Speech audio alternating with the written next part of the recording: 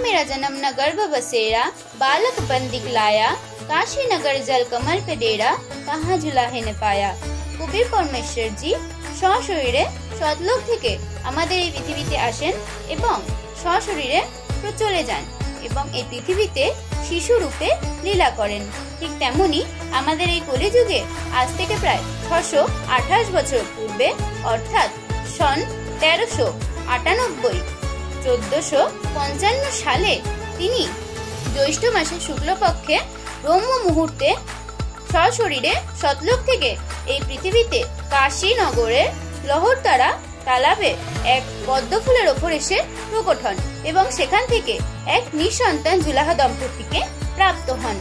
এই দিনটির উপলক্ষে সন্ত রামপালজি মহারাজের সান্নিধ্যে 9, 10, 11 জুন নেপাল সহ ভারতের আরো 11টি আশ্রমে বিশাল সমাগমের আয়োজন করা হয়েছে, যেখানে গরিবদাসজি মহারাজের অমর গ্রন্থের 3 দিবসীয় অখণ্ড পাঠ, রক্তদান শিবির, বিশাল ভান্ডারা, আধ্যাত্মিক প্রদর্শনী, নেত্র চিকিৎসা ও মহা সৎসঙ্গের আয়োজন করা হয়েছে, যেখানে আপনারা সবাই সপরিবারে সাদরে আমন্ত্রিত।